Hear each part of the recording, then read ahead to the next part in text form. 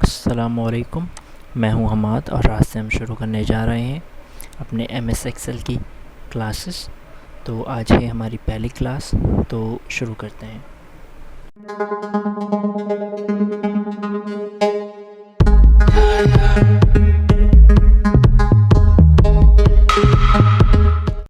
सबसे पहले अगर मैं अपने MS एक्सेल को अगर ऑन करता हूं तो सबसे पहले हमें ज़रूरत है कि इसके इंटरफेस को समझने की।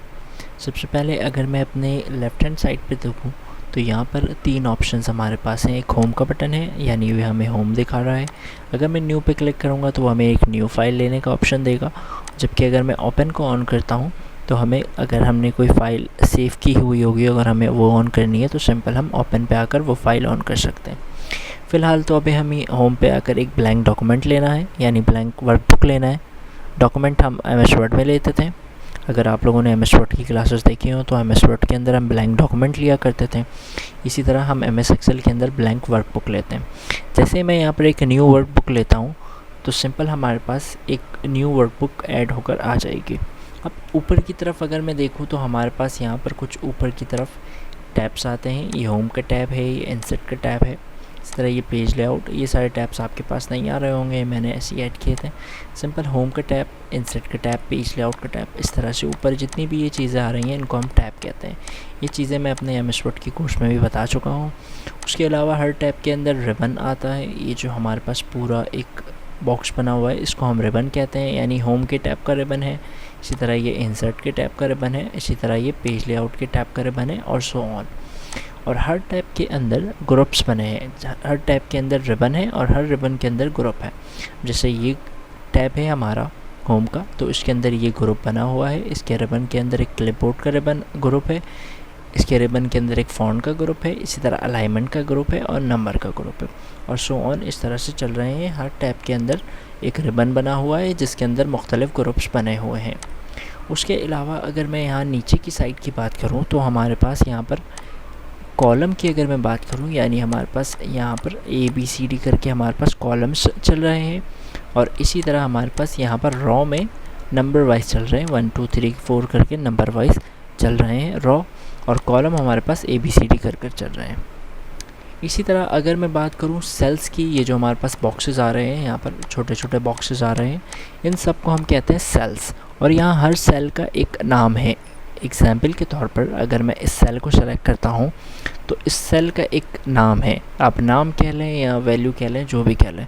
अब इस सेल का नाम पता कैसे चलेगा हमें? वो इस तरह से पता चलेगा कि हम जिस सेल पे हैं उस सेल के हम कॉलम को लेंगे, यानी ये L के कॉलम पे आ रहा है। उसके बाद हम इसके रॉ को लेंगे 8, यानी ये L8। इसी तरह अगर मैं इस सेल पे क्लिक करता हूँ तो ये F की कॉलम पे आ रहा है और ये 7 पे आ रहा है, तो ये F7 है। इसी तरह अगर मैं यहाँ पर क्लिक कर रहा हूँ तो ये C और ये 2, यानी ये C2 है।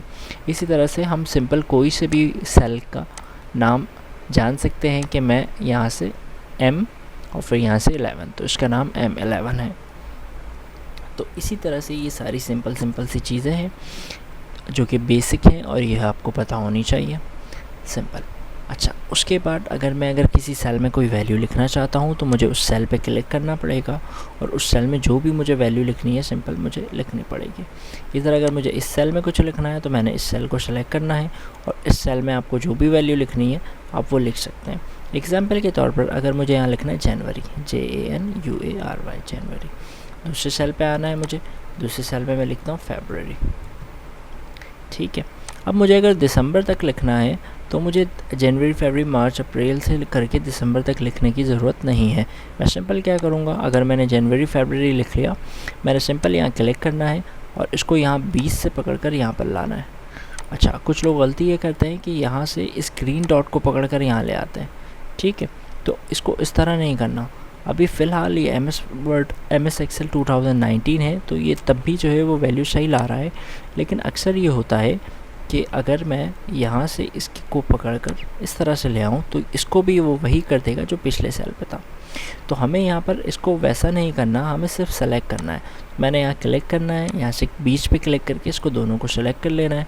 उसके बाद इस ग्रीन डॉट पे क्लिक करके आपको ये जहाँ तक चाहिए आप इसको ड्रैग कर लें, दिसंबर तक चाहिए, जहाँ भी चाहिए आप सिंपल इसको ड्रैग कर सकते हैं। मुझे अगर सिंपल ये मार्च तक चाहिए तो मैंने सिंपल 3 सेल तक ड्रैग किया तो ये मार्च तक ड्रैग हो गया। अच्छा, उसके अलावा अगर मुझे वैल्यू लिखनी है, मैंने सिंपल बॉक्स पे क्लिक करना है और सिंपल जो वैल्यू आपको लिखनी है आप लिख सकते हैं। तो मैंने यहाँ पर लिखा अली, यहाँ पर लिखा आमिर, यहाँ पर लिखा अशफाक और सो ऑन। आप अपने हिसाब से जो भी डाटा लिखना चाहें आप अपना डाटा लिख लें, मैं सिर्फ आपको समझाने के लिए यहाँ पर लिख कर दिखा रहा हूँ, ठीक है। अच्छा, इसी तरह अगर आपको किसी भी टेक्स्ट का साइज़ बड़ा करना है तो सिंपल आप सेलेक्ट करके यहाँ से इस पर क्लिक करेंगे तो उसकी साइज़ को आप बड़ा कर सकते हैं और यहाँ से उसको छोटा कर सकते हैं। इसी तरह अगर आप बोल्ड करना चाहें तो यहाँ से बोल्ड कर सकते हैं और इसी तरह इटैलिक करना चाहें तो आप यहाँ से इटैलिक कर सकते हैं। ये सारी चीज़ें, ये जो ऊपर की तरफ अभी मैं फ़ॉन्ट पे बता रहा हूँ, ये मैंने अपने MS वर्ड की कोर्स में भी बताई हैं, तो आप वहाँ से भी देख सकते हैं। मैं अभी इसको डिटेल में नहीं बता रहा क्योंकि पहले मैं रिपीट कर चुका हूँ, तो आप वहाँ से सिंपल देख सकते हैं। अच्छा, अगर मैं सिंपल सब पे एक ही चीज़ अप्लाई करना चाह रहा हूँ तो मैंने सेलेक्ट करना होगा साइज़ बड़ा करके, सिंपल। अच्छा, अब अगर मैं यहाँ से देखूँ तो मेरे जनवरी का फाइल जो है वो नहीं दिख रहा, फरवरी से भी कुछ वर्ड नहीं दिख रहे। तो ये इसलिए हो रहा है क्योंकि हमारे कॉलम की साइज़ जो है वो छोटी सी है। तो हम सिंपल ऊपर की तरफ आकर अगर मैं यहाँ पर डबल क्लिक कर दूँ तो वो हमारे कॉलम को साइज़ को बड़ा कर देगा, या मैं सिंपल अपने पूरे टेबल को सेलेक्ट करके किसी एक का भी करूँगा तो वो सबका कर देगा, सिंपल। अच्छा, अगर मुझे यहाँ कोई वैल्यू लिखनी है, एग्जाम्पल मैं अपनी तरफ से कुछ वैल्यूज़ लिख लेता हूँ।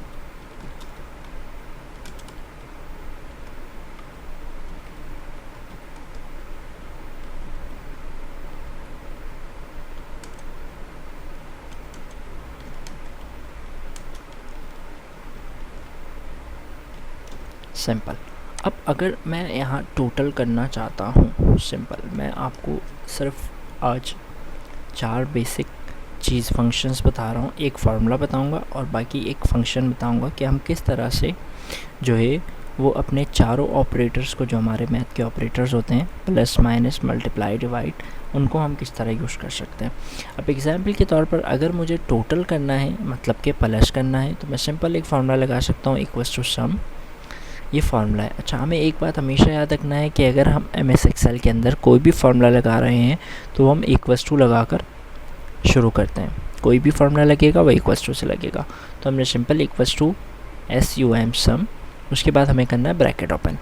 ब्रैकेट ओपन करने के बाद ये हमसे मांग रहा है रेंज। रेंज से मुराद क्या है, मतलब आप कहाँ से लेकर कहाँ तक की वैल्यूज़ को सम करवाना चाहते हैं, आपको सिर्फ़ और सिर्फ वो रेंज सेलेक्ट करनी है। तो मैं ये चाह रहा हूँ कि मेरे B2 से लेकर D2 तक की वैल्यूज़ सेलेक्ट हो जाए और इनका सम मुझे पता चल जाए, क्योंकि मैं अभी सिर्फ अली की वैल्यूज़ को सम करना चाह रहा हूँ।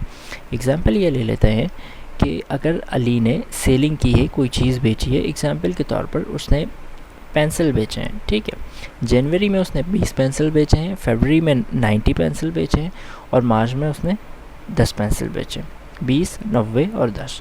अब मुझे इसको सम करना है कि अली ने इन 3 महीनों में कितने बेचे हैं, तो मैंने सिंपल फार्मूला लगाना है equals to sum bracket open और रेंज को सेलेक्ट कर लेना है, यानी ये B2 से लेकर D2 तक की रेंज को मैंने सेलेक्ट कर लेना है, ब्रैकेट क्लोज करके इंटर कर देना है, तो हमारे पास वो टोटल सम करके हमें बता देगा, सिंपल।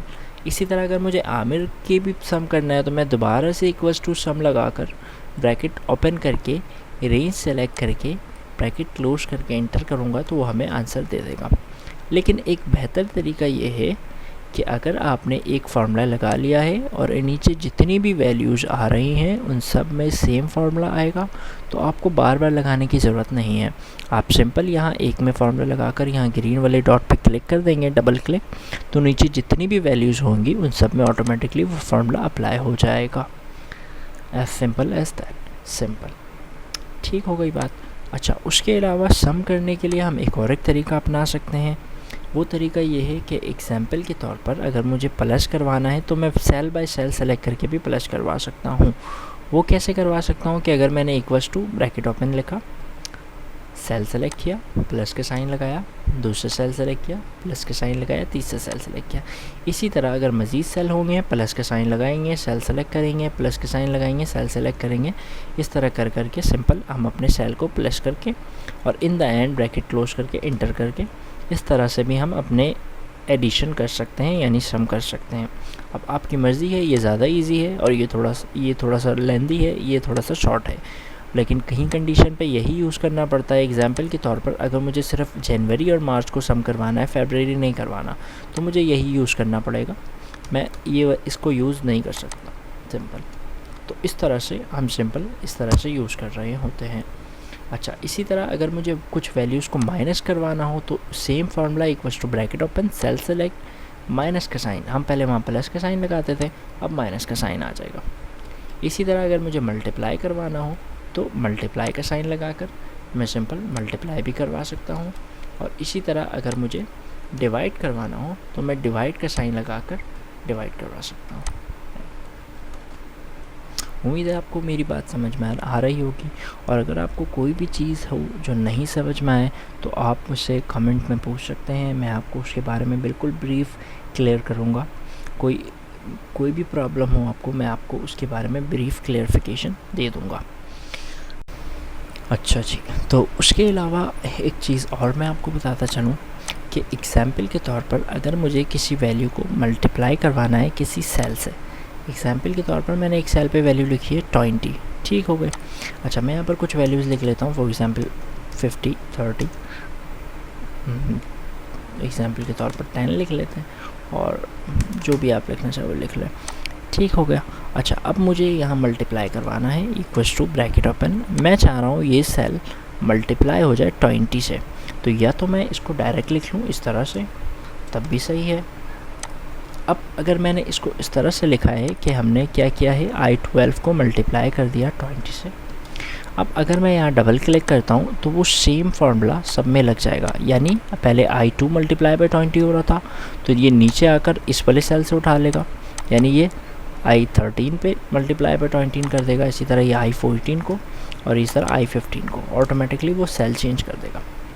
अच्छा, इसी तरह अगर मैं चाह रहा हूँ, यहाँ पर मैंने लिखा था मल्टीप्लाई बाई 20, तो मैं मल्टीप्लाई बाई 20 लिखे बगैर मैं यहाँ पर एक सेल का रेफरेंस दे देता हूँ। मैं ये चाह रहा हूँ कि I12 मल्टीप्लाई हो जाए इस वाली वैल्यू से K11 से।